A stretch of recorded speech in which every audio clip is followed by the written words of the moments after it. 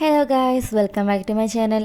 അപ്പോൾ നമ്മുടെ ഇന്നത്തെ വീഡിയോ എന്ന് പറയുന്നത് ഒരു ക്യൂട്ട് നോട്ട്ബുക്കാണ് ഉണ്ടാക്കുന്നത്. അപ്പോൾ നമ്മൾ കുറച്ച് ദിവസമായി വീഡിയോ ഇട്ടിട്ട് എന്താ വിടാത്തത് വെച്ച് കഴിഞ്ഞാൽ എനിക്ക് മെയിനായിട്ട് ചെറുതായിട്ട് മടിയുണ്ട് ഗൈസ്.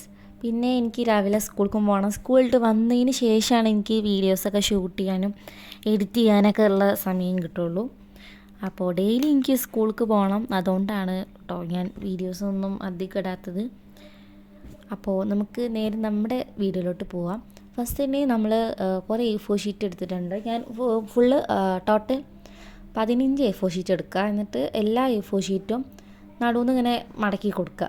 എന്നിട്ട് അതിൻ്റെ മടക്കിയ ഒരു ഭാഗത്ത് ഇതേപോലെ തന്നെ ക്ലിപ്പ് ഇങ്ങനെ വെച്ച് കൊടുക്കുക.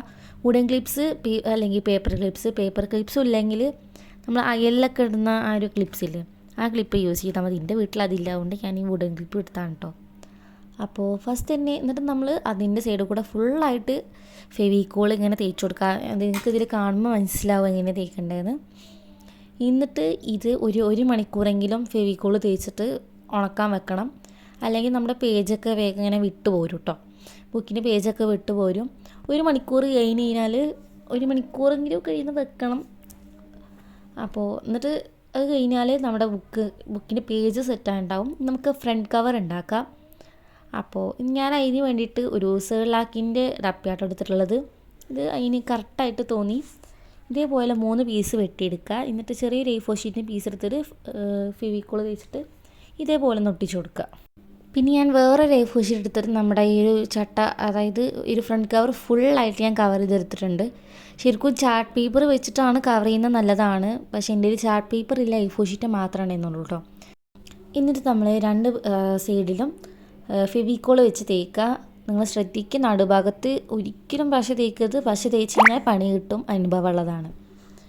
എന്നിട്ട് നമ്മൾ 2 ഭാഗത്തും പശ തേച്ചിട്ട് ഒന്നൊട്ടിച്ചിട്ട് ഒരു 5 മിനിറ്റൊക്കെ വെച്ച് കഴിഞ്ഞാൽ നമ്മുടെ നോട്ട്ബുക്ക്, നോർമലായിട്ടുള്ള ഒരു നോട്ട്ബുക്ക് നമുക്ക് ഉണ്ടാക്കിയെടുക്കാൻ സെറ്റായി കിട്ടും. ഇതിനെ കുറച്ചും കൂടെ ക്യൂട്ടാക്കാൻ വേണ്ടിയിട്ട് ഞാൻ ഒരു പിങ്ക് കളർ പെയിൻറ്റ് എടുത്തിട്ട് ഫുള്ളായിട്ട് അടിച്ചു കൊടുക്കുന്നുണ്ട്. ഫ്രണ്ടിൽ മാത്രമേ ഞാൻ അടിച്ചു കൊടുത്തിട്ടുള്ളൂ. കാരണം എന്താ വെച്ച് കഴിഞ്ഞാൽ അപ്പോഴേക്കും എൻ്റെ പെയിൻറ്റ് പകുതി തീരാനായിട്ടുണ്ടായിരുന്നു. പകുതിയല്ല, തീരാറായിട്ടുണ്ടായിരുന്നു. കണ്ടോ, ഇതേപോലെ ഉണ്ടായിരുന്നു എൻ്റെ പെയിൻറ്റ്. ഫ്രണ്ടിൽ മാത്രം അടിച്ചു കൊടുത്ത്, ബാക്കിൽ അടിച്ചു കൊടുത്തിട്ടില്ല. പിന്നെ ഞാൻ ഗ്രിഡ് ലൈൻ വരക്കാനായിരുന്നു ഉദ്ദേശിച്ചിട്ടുണ്ടായിരുന്നത്. ബട്ട് ഗ്രിഡ് ലൈൻ വരച്ചപ്പോൾ അങ്ങോട്ട് കോളായി. അപ്പോൾ ഞാൻ ഫുള്ളായിട്ട് അങ്ങോട്ട് അടിച്ചു കൊടുത്തു. ഇത് കുറച്ച് നേരം ഉണങ്ങാൻ വയ്ക്കുക. അതൊക്കെ ഉണങ്ങിയതിന് ശേഷം ഇങ്ങനെ ക്യൂട്ടായിട്ടുള്ള ഒരു ബണ്ണി തൊലിപ്പ് പിടിച്ച് നിൽക്കണ ഒരു പിക്ചറും കൂടെ സ്റ്റിക്കർ പോലെ വെട്ടിയിട്ട് ഒട്ടിച്ചു കൊടുക്കുന്നുണ്ട്. പിന്നെ ഇത് കണ്ടപ്പോൾ എനിക്ക് എന്തൊരു ബ്ലാങ്കായി കിടക്കുന്ന പോലെ തോന്നി. അപ്പോൾ ഞാൻ കുറച്ച് വൈറ്റ് ഹാർട്ടും കൂടെ വരച്ചെടുക്കുന്നുണ്ട്. അപ്പോൾ സ്റ്റിക്കേഴ്സ് ഉണ്ടാക്കുന്ന വീഡിയോ ആണെങ്കിൽ കമൻറ്റ് ചെയ്യുക. എല്ലാവർക്കും ബൈ ബൈ.